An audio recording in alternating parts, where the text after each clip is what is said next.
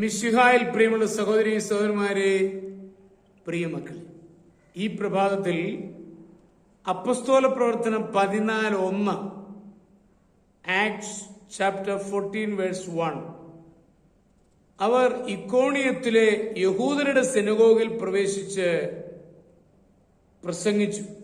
യഹൂദരും ഗ്രീക്കുകാരും അടങ്ങിയ ഒരു വലിയ ഗണം വിശ്വസിച്ചു. ആദ്യ ശിഷ്യന്മാരുടെ പ്രസംഗം ആളുകളെ ആകർഷിച്ചു. ഒരു അദൃശ്യ ശക്തി അവരുടെ വാക്കുകൾക്കുണ്ടായിരുന്നു. 3000-ഉം 5000-ഉം പേർ ഒരു പ്രസംഗ സമയം വിശ്വാസത്തിലേക്ക് വരികയാണ്. അനേകായിരങ്ങൾ അവരുടെ വാക്കുകളാൽ ആകർഷിക്കപ്പെട്ടു.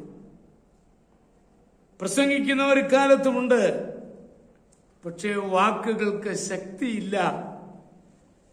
നമുക്ക് ഈ ശക്തി ലഭിച്ചാൽ നന്നായിരുന്നു. ശിഷ്യന്മാർക്കുണ്ടായിരുന്ന സംശയരഹിതമായ ഒരു പ്രധാന വിശ്വാസം അവരുടെ പ്രസംഗത്തിന് ശക്തി കൊടുത്തു. ശരിയെന്ന് പൂർണ്ണമായി വിശ്വസിച്ച വിഷയം മാത്രമാണ് അവർ പ്രസംഗിച്ചത്, അവർ പ്രചരിപ്പിച്ചു.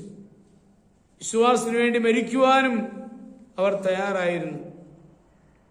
സംശയരഹിതമായ വിഷയങ്ങളെപ്പറ്റി പറയുമ്പോൾ ശക്തി സ്വതസിദ്ധമാണ്. അപ്പോസ്തലന്മാർ കർത്താവായ ഈശോയുടെ പുനരുത്ഥാനത്തിന് സാക്ഷികളായി തീർന്നവരായിരുന്നു.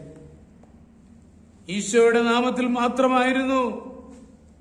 ഈശോയുടെ നാമം രോഗികളെ സൗഖ്യമാക്കുവാൻ ശക്തമാണെന്ന് അവർ വിശ്വസിച്ചു. ഈശോയുടെ പഠിപ്പിക്കലുകളെ അല്ല, ഈശോ എന്ന വ്യക്തിയെയാണ് അവർ വിശ്വസിച്ചത്. ആശയങ്ങളല്ല, വ്യക്തിയാണ് അവർ വിശ്വസിച്ചത്. ഈശോയോട് അവർ നേരിട്ട് ബന്ധം പുലർത്തുന്നു എന്ന് സാക്ഷ്യം പറയുകയായിരുന്നു. അവർ അനുഭവിച്ചറിഞ്ഞ സത്യം പറഞ്ഞപ്പോൾ അതിന് ശക്തിയുണ്ടായിരുന്നു.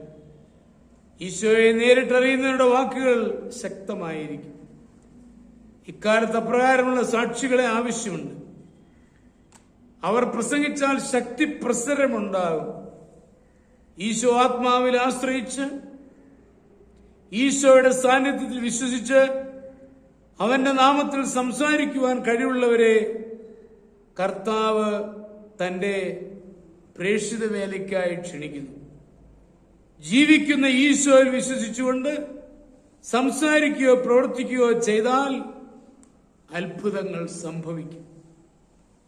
നാം വിശ്വസിക്കുന്നത് പ്രസംഗിച്ചാൽ വാക്കുകൾക്ക് ശക്തിയുണ്ടാകും. നമ്മുടെ കർത്താവ് ഈശോ മിശിഹായുടെ കൃപയും പിതാവായ ദൈവത്തിന്റെ സ്നേഹവും പരിശുദ്ധാത്മാവിന്റെ സഹവാസവും പരിശുദ്ധ അമ്മയുടെ മധ്യസ്ഥതയും നിങ്ങളെല്ലാവരോടും കൂടി ധാരാളമായിട്ടുണ്ടായിരിക്കും, എപ്പോഴും എപ്പോഴും എന്നേക്കും. ആമേൻ.